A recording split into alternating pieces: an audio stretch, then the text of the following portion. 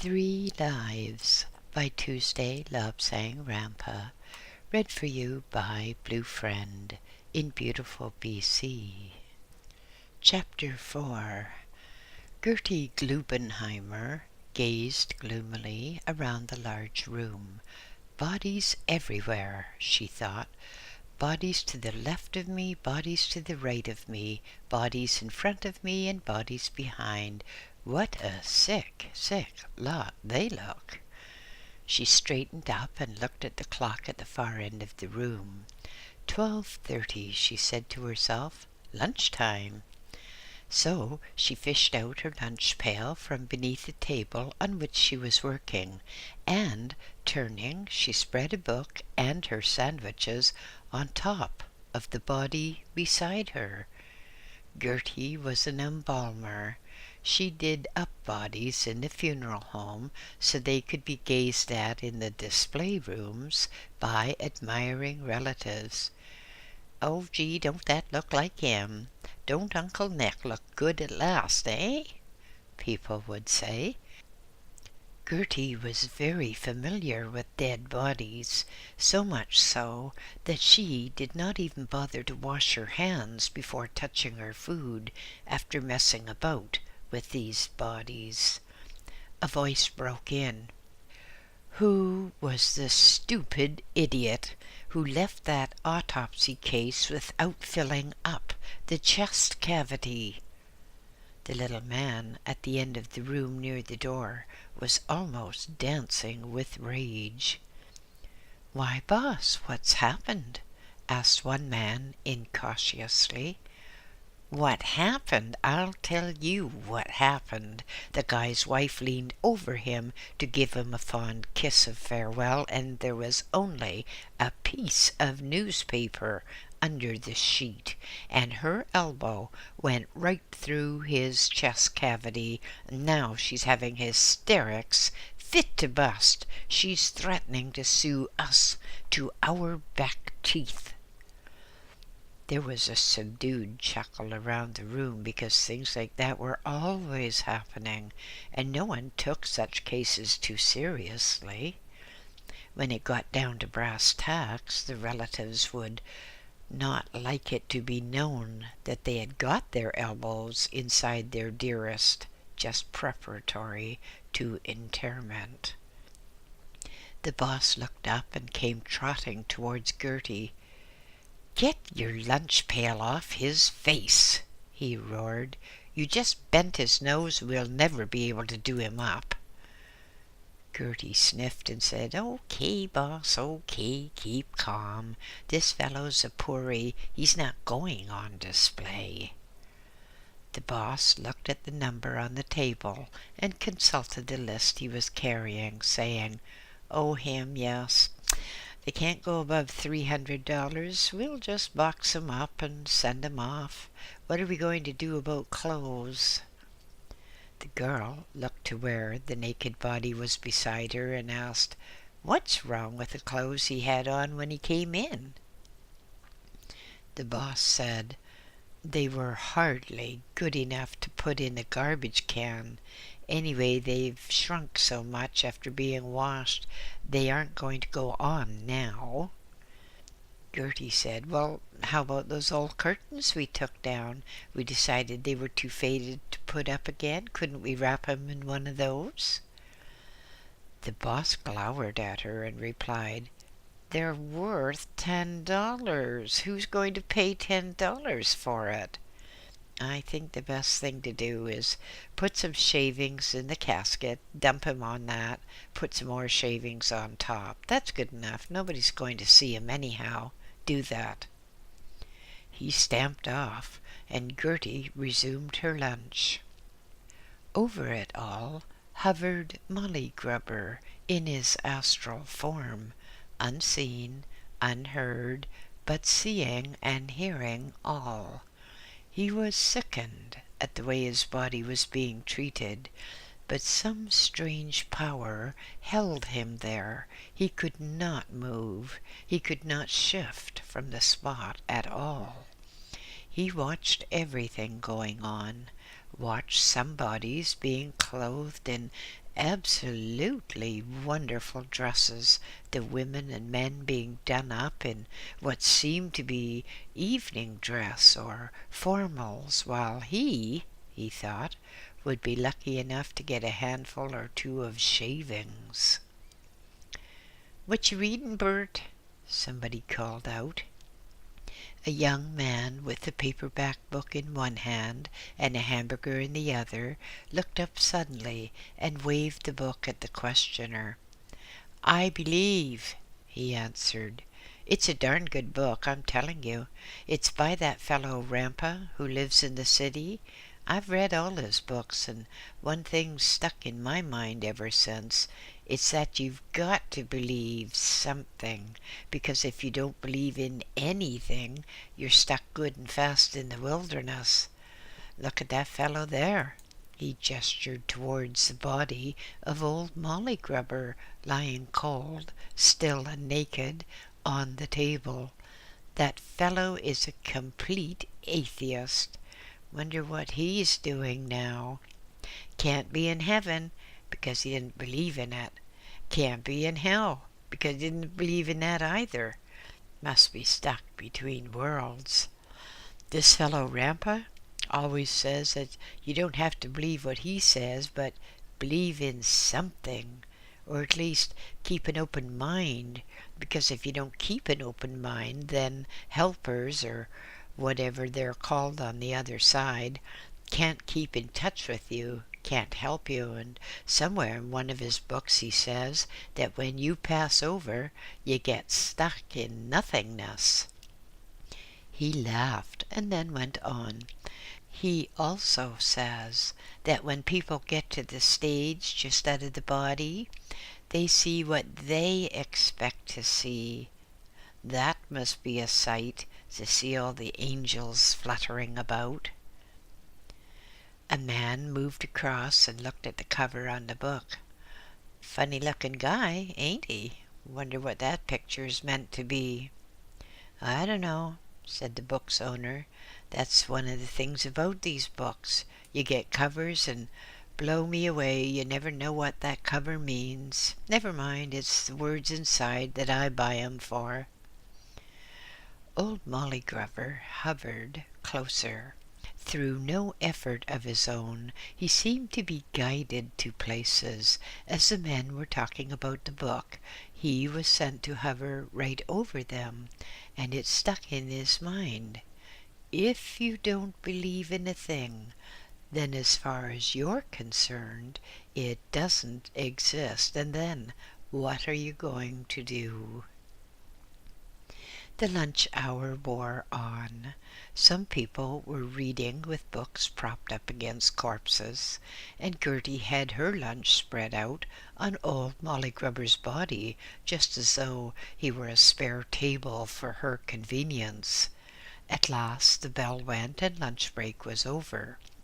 The people cleared up the remnants of their food, balled up the paper, put it in the garbage bin. Gertie picked up a brush and brushed the crumbs off Molly Grubber's body. He looked down in disgust at her uncaring, unfeeling actions. "Hey, you guys there, get that body ready immediately. Toss some shavings in that shell number 49, and toss that fellow in on top of the shavings. Then put some more shavings on top. He shouldn't leak any, but we've got to make sure that everything is mopped up." The boss man again. He danced into the big room with the sheaf of papers in his hand, and then he said, "They want the funeral to be at 2:30 this afternoon, which is rushing it a bit. I must go and get changed." He turned tail and fled. Gertie and one of the men rolled Molly Grubber's body onto one side and passed loops beneath him, and then moved him to the other side so they could get at the loops. Little hooks were pulled up to engage in eyelets, and then the body was swung up on what seemed to be a little railway running on rods. They pushed Molly Grubber's body to the side of the room where what they called a shell which was numbered 49 in chalk, was standing ready with the lid off. The man assistant went to a big bin and took out a lot of sawdust, which he poured liberally into the casket until there was about 6 inches of sawdust. Then Molly Grubber's body was lowered into the casket. The girl said, "There, I think he should be all right. I don't think he'll leak any. I've got him tied off all right down there, and of course I've got him plugged everywhere else too. I don't think he'll leak, but let's put in more sawdust instead of shavings. The old man won't know." So they got another load of sawdust and poured it onto the body until Molly Grubber was covered. Then, together, they lifted up the lid and put it on with a slam.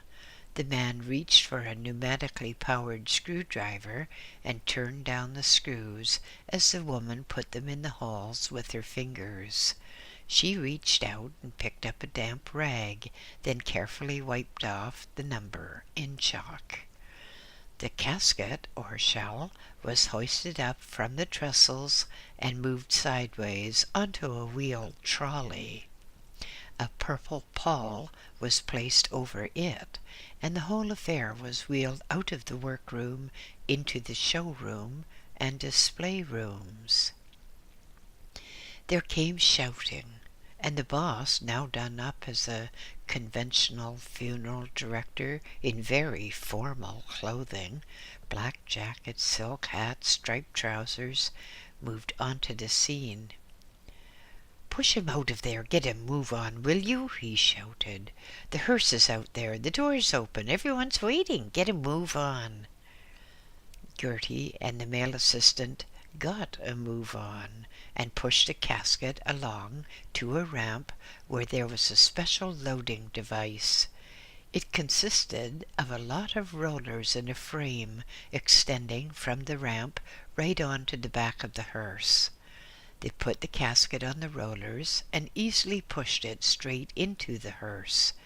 The driver got out of his seat and said, "Okie dokie? Okay, off we go." The director got in beside him, and slowly the garage doors were rolled up and the hearse moved out. There was only one car waiting outside, a car with Molly Grubber's 4 associates in it. They were done up in their best Sunday clothes, probably clothes which had been redeemed, especially from the pawnbroker. Some of these men had the bright idea that when they were not using their Sunday clothes, they would leave them with the pawnbroker, because then they would have money to spend until the end of the week when they were paid. And in addition, the pawnbroker always cleaned the clothes and had them neatly pressed before putting them in the hold room. Poor Molly Grubber seemed to be attached to his body by invisible cords. As the casket was being pushed along, poor old Molly Grubber, in his astral form, was being dragged along, and he had no say whatsoever in the matter at all. Instead, he was kept about 10 feet above the body, and he found himself ploughing invisibly through walls, floors, and ceilings, and then at last he was moved out into the hearse, and the hearse moved out into the open. The funeral director leaned out of the hearse and said to the 4 men, "Okay, all right then, let's go." The hearse moved out of the funeral home parking lot, and the 4 mourners in the car followed on behind. They had their headlights on to show that this was a funeral, and on the side of the following car there was a little triangular flag fixed from the top of the window reading "Funeral." That meant that it could go across traffic lights, and the police would not do a thing about it. They moved on and on through the busy streets, past children playing in schoolyards, and came to the long climb up to the cemetery. There the funeral director stopped, got out, and went to the car following. "Keep close to us," he said, "because at the next intersection there's always somebody trying to cut in between, and we don't want to delay things too long, and you may lose the way. We have to take third on the right and first on the left, okay?" The man driving the other car nodded, so the funeral director went back to the hearse. They took off again, with the following car really tailgating. Soon they reached the gates of the cemetery. The hearse and the following car moved in and up a driveway. At the top and off to the side there was a newly dug grave with a frame over it and the pulleys on the side. The hearse moved up, turned, and backed. Two men waiting by the graveside moved toward the hearse. The driver and the funeral director got out, and the four of them opened the back of the hearse, pulling out the coffin. They turned it and moved it to the grave. The four mourners followed. "This man was an atheist," said the funeral director, "and so there will be no service. That will save you certain expense, and we will just lower him and cover him up." The other men nodded, and the coffin was eased over the top of the rollers and special webbed straps were put under. Then slowly the coffin was lowered into the ground. The four men moved up to the open grave as one, looked down, and they were quite upset, quite sad. One said, "Poor old Molly Grubber, nobody in the world to care about him." Another one said, "Well, I hope he's got somebody where he's going or where he's gone." With that, they went back to their car, backed it, turned, and slowly drove off out of the cemetery. The two men beside the funeral director tipped aboard, and a whole load of earth fell into the casket with a hollow, sickening sound. The director said, "Oh, well, cover him up, that's that," and moved to the hearse. The driver got in, and they drove off. Molly Grubber hovered above, powerless to do anything, powerless to move, and he looked down and he thought, "So this is the end of life. What now? Where do I go from here? I've always believed there was nothing after death, but I'm dead, and there's my body, and I'm here. So what am I, and where am I?" With that, there seemed to be a loud thrumming sound, like the sound of the wind through taut telephone lines on a high hillside, and Molly Grubber found himself speeding into nothingness. There was nothing before him, nothing behind him, nothing at either side, neither at the front or back, and he sped on unto nothingness. Silence, silence, nothing but silence, not a sound. He listened very, very carefully, but there was no sound of a heartbeat, no sound of breathing. He held his breath, or thought he did, and then it came to him with a shock that his heart was not beating, and his lungs were not working either. From force of habit, he put his hands out to feel his chest. There was a distinct impression that he had put his hands out, a very distinct impression that everything was working, but there was nothing there, nothing. The silence grew oppressive.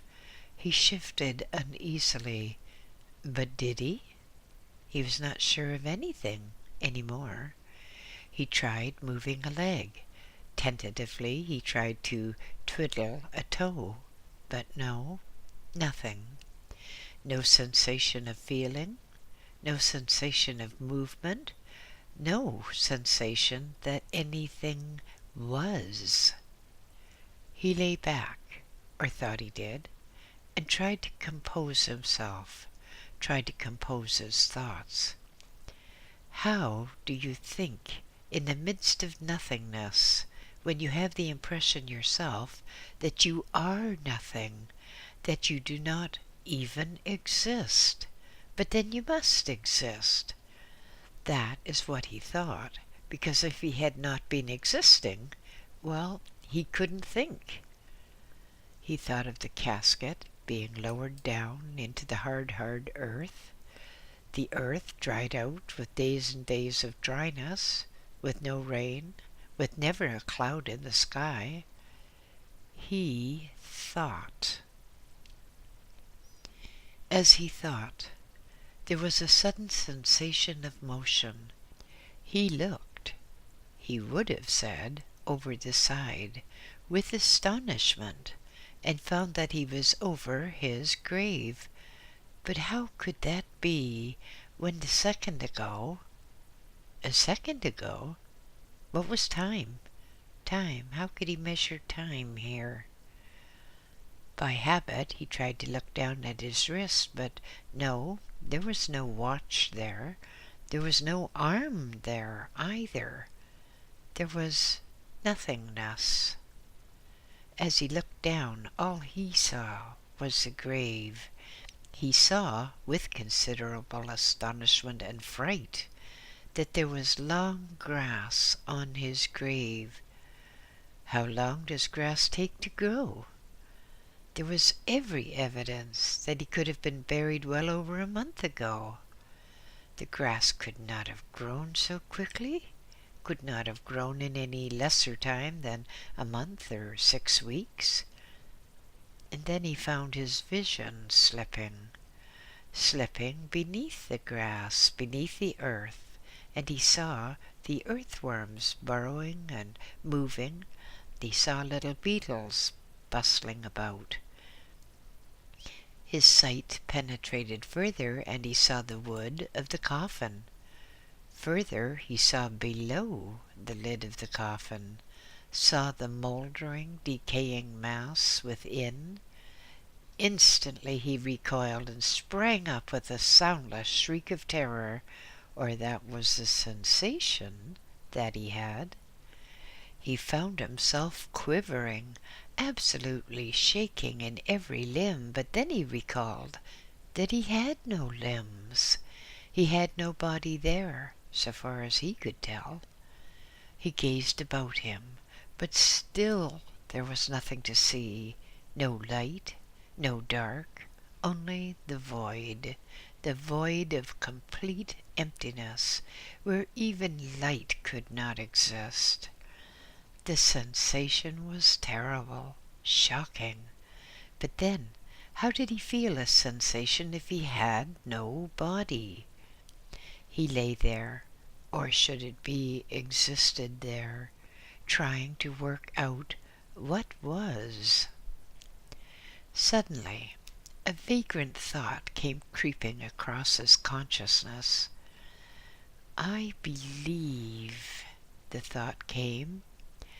Rampa, the thought came. What was it those fellows had been talking about the last time he saw them up at the sanitation depot? A number of street cleaners were there, a number of garbage truck drivers too, and they were talking about life and death and all the rest of it, a talk which had been generated by Molly Grubber showing a book by Lobsang Rampa. One of the men had said, "Well, I dunno what to believe, never did know what to believe. My religion don't help me any, doesn't give us any answers, just says you must have faith. How can you have faith when there's never any proof of anything? Any of you fellows ever had a prayer answered?" he had asked. He looked about and saw the negative shakes of his colleagues' heads.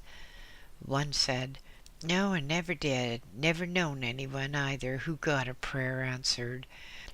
When I was a little un, I got taught the Bible, and a thing that stuck in my mind then was all the old fellows, great prophets and saints and what not.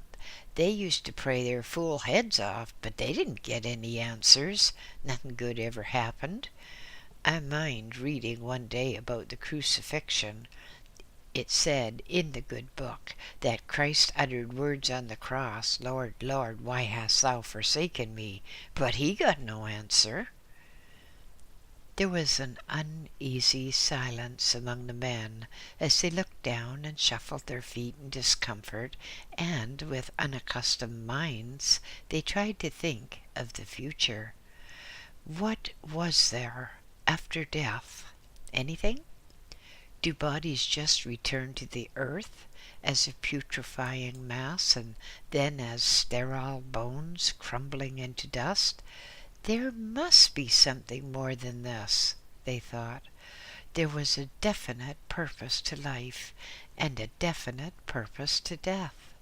Some of them looked a bit guiltily at their fellows as they recalled strange circumstances, peculiar happenings, and events which could not be explained by anything within their consciousness.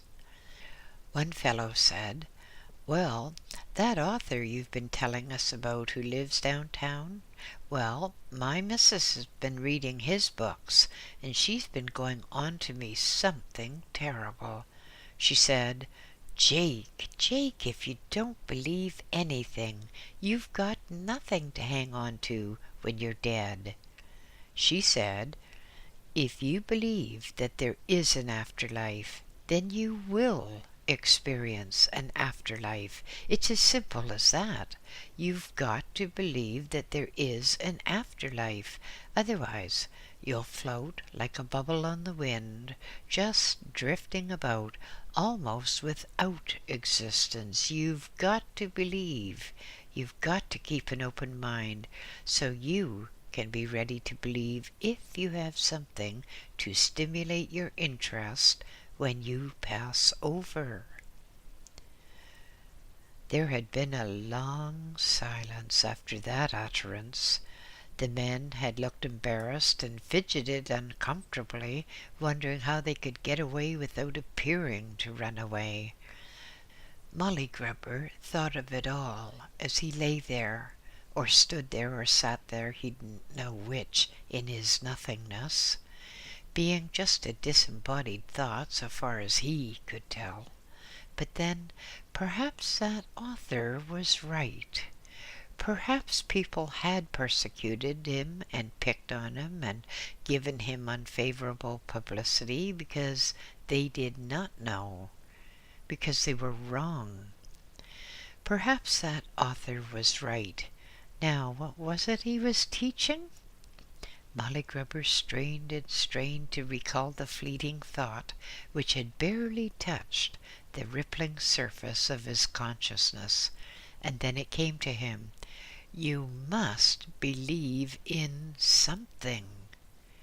If you are a Catholic, then you believe in a form of heaven peopled with saints and angels. If you're a Jew, you believe in a different form. If you're a follower of Islam, then you have a different form again of heaven. But you must believe in something.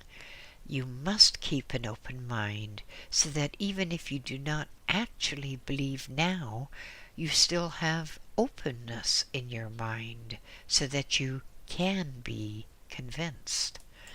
Otherwise, you will float idly between worlds, between planes, floating as a drifting thought, as tenuous as a thought. Molly Grubber thought and thought about it. He thought how throughout his life he had denied the existence of a God, denied the existence of a religion, thinking that all priests were money-grabbing Shylocks out to con the public with a lot of fairy tales. He thought about it. He tried to picture the old author whom he had once seen close up. He focused on his rendering of the author's face, and to his terror, it seemed that the author's face was right in front of him, speaking, talking to him. You must believe. Unless you believe in something, you're just a drifting shadow, without power, without motivation, and without anchor. You must believe. You must keep your mind open. You must be ready to receive help, so that you may be removed from the void, from the sterile emptiness, and moved on to another plane of existence. Again, Molly Grubber thought, I wonder who's using my old barrow now. And like a flash, he saw again the streets of Calgary, saw a young fellow this time pushing along his barrow, sweeping the streets, stopping every so often to have a smoke, and then he saw the old author, and he quivered with fright as he looked down and found the old author was looking up with a sort of half-smile on his lips, and then the lips formed words, believe something, believe, open your mind, there are people ready to help you. Molly Grubber looked again and felt a surge of rage at the man who was using his old barrow. It was a dirty old barrow now, with dirt ingrained in the hinges of the lids and around the handles. The broom was worn too, not even worn evenly, but worn unevenly at an angle, and that, to him, betrayed that the present user was not a man with pride in his job. He felt a surge of rage, and with that came a great speed, frightening, mind-numbing speed. And yet it was all so strange. How could he feel speed when there was no feeling of motion? How could he have speed without the wind on his face? And then he shuddered with terror. Did he have a face? Was he in a place where there was wind? He did not know. Molly Grubber just was. There was no feeling of time, hardly a feeling of being. He just was.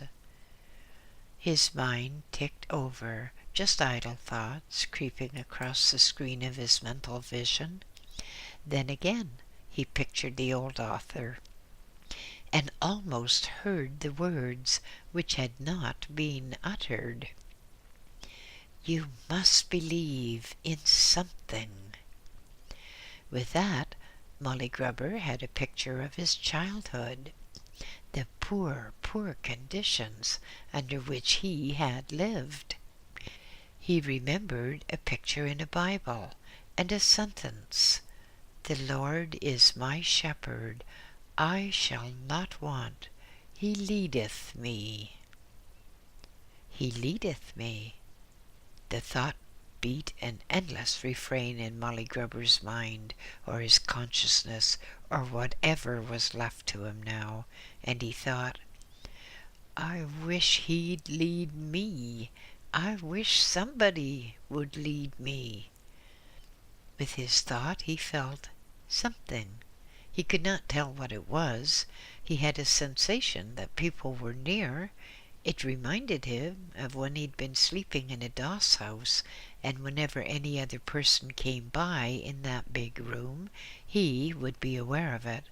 Not to the point of waking up, but to the point of being on guard in case they tried to steal the watch beneath his pillow, or the thin wallet tucked in the small of his back.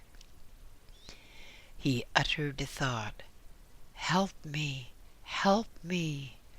And then he seemed to feel that he had feet. There was a strange tipping sensation, and yes, he had feet, bare feet, and with a sickening sensation of terror, he found that his feet were on something sticky.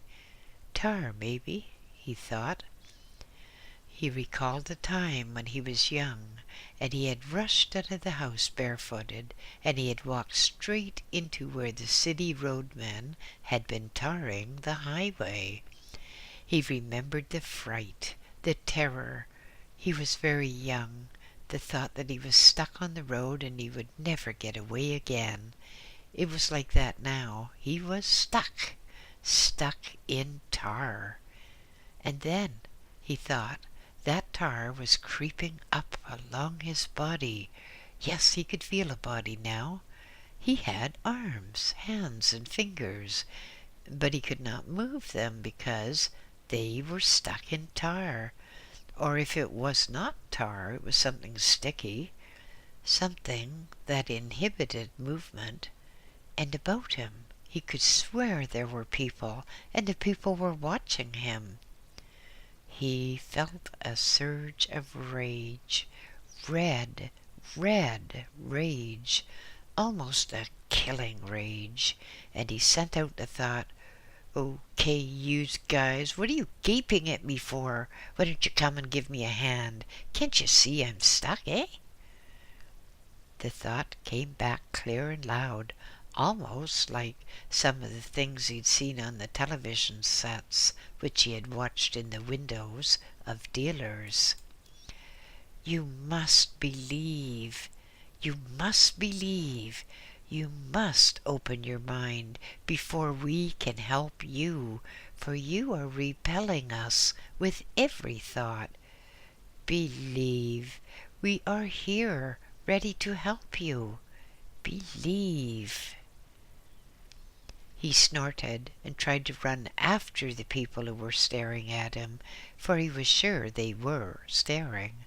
But he found that his movements were just floundering. He was stuck in tar. Movements were almost imperceptible. He suddenly thought, "Oh my God, what's happened?" And with the thought of, "Oh my God," he had seen a light in the darkness, like the sunlight creeping over the horizon at the earliest part of the morning. He looked in awe, and then again experimentally mumbled, "God, God, help me." To his delight and surprise, the light brightened, and he thought that he saw a figure standing on the skyline, beckoning to him. But no, Molly Grubber was not ready yet.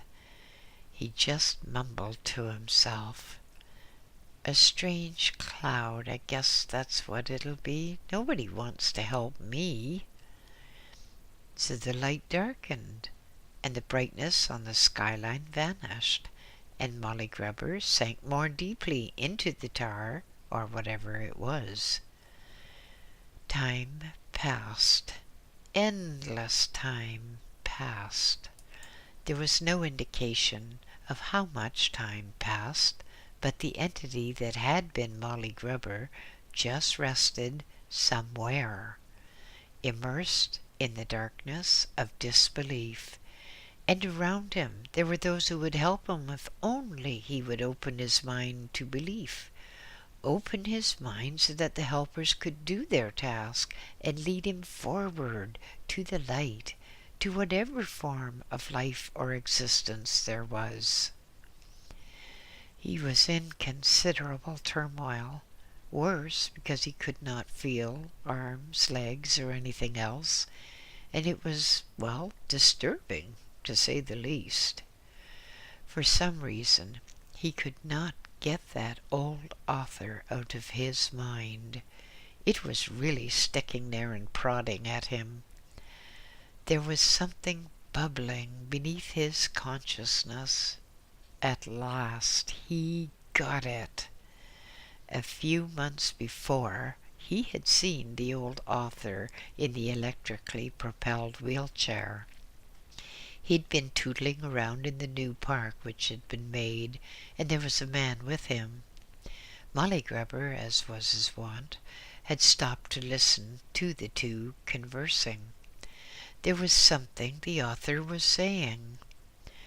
"You know, The Christian Bible sheds a lot of light on the matter of life after death, and it always strikes me as most remarkable that Christians, Catholics in particular, believe in saints, angels, devils, and so on, and yet, for some extraordinary reason, they still seem to doubt life after death.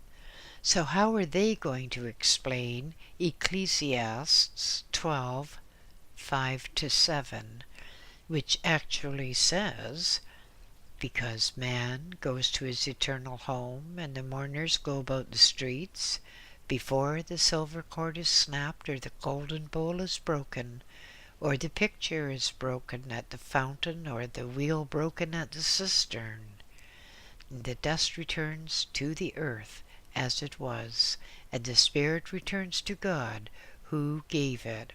"Well," the old author had said to the other man, "you know what that means, don't you? It means that of the body of a person, one part returns to the dust from which it was alleged to have been made, and the other portion returns to God or to life beyond this." Now that's the Christian Bible. They acknowledge life after death, but the Christians apparently do not. But then, there are a lot of things Christians don't believe in. They'll find out, though, when they get to the other side. Molly Grubber really jumped, or rather he felt as if he had jumped. How can you jump if you have no body? The words seemed as though they had been uttered just behind him. Somehow he managed to turn around his consciousness, but there was nothing behind him, so he mused on the problem for a time, thinking perhaps he had been lost, perhaps he had allowed his early life to distort his thinking. Perhaps there was something in the life after the earth life.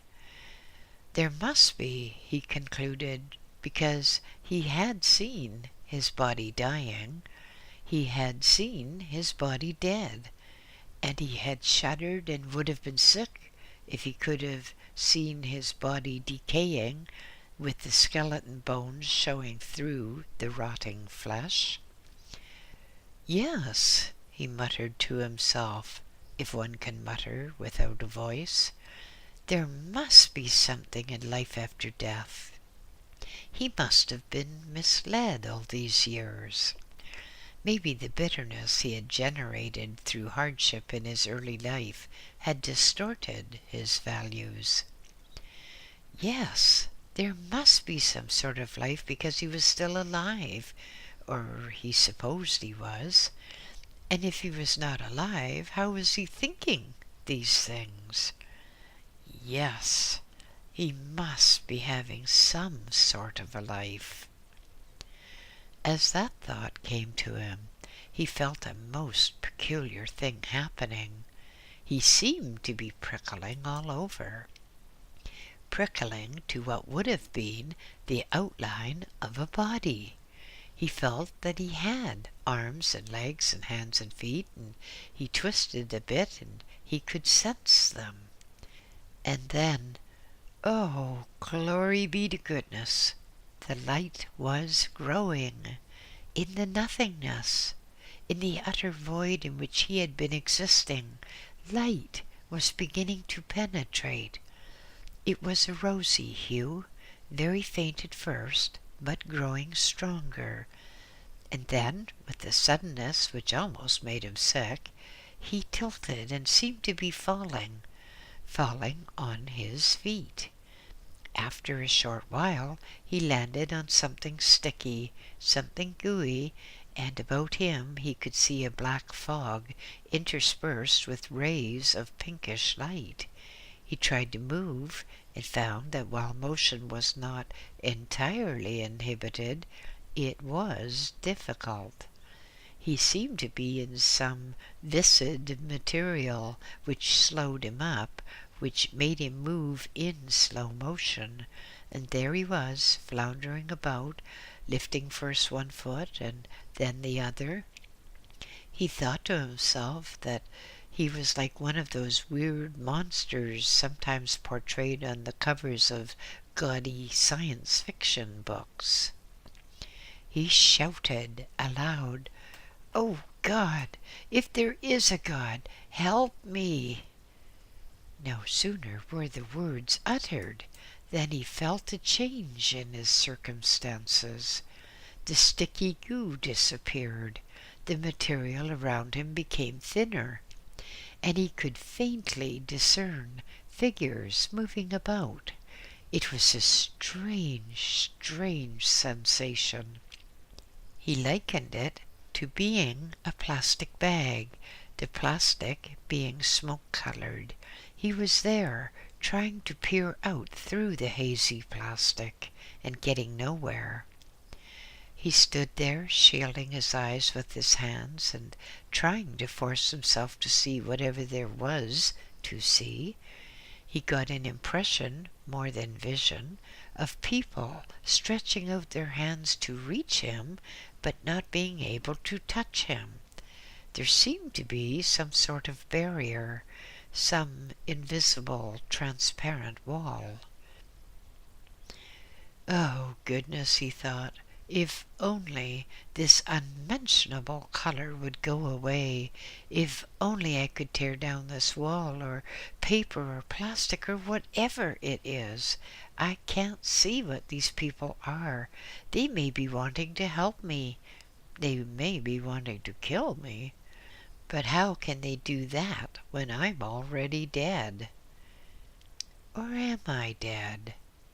He shuddered and shuddered again as a sudden thought came to him. Am I in the hospital? He said to himself. Am I having nightmares after seeing that priest? Maybe I'm alive back on Earth and this is all a hideous nightmare. Oh, I wish I knew. Faintly, faintly, as though from a great distance, a voice came to him, so faint, so unclear, that he had to strain and strain to resolve what was being said.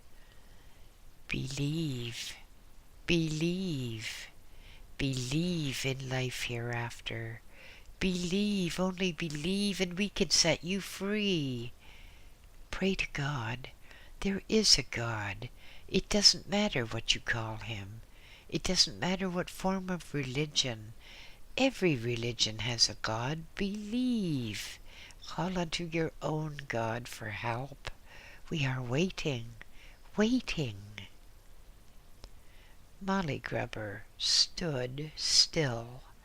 No more did his feet continue their ceaseless tramping, trying to break through the veil that surrounded him. He stood quietly. He thought of the old author, he thought of the priests, and he rejected the priests out of hand as being nothing but fakes, looking for an easy way to get a living by preying on the superstitions of others. He thought back to his early days, thought of the Bible, and then he prayed to God for enlightenment. Oh, mighty God, whatever form you adopt, help me. I am stuck. I am lost. I have my being, but I have no being. Help me and let others help me. With that, and with a believing heart, he felt a sudden shock, as if he had touched two bare wires on an electric light standard. For a moment he reeled as the veil tore. End of chapter 4.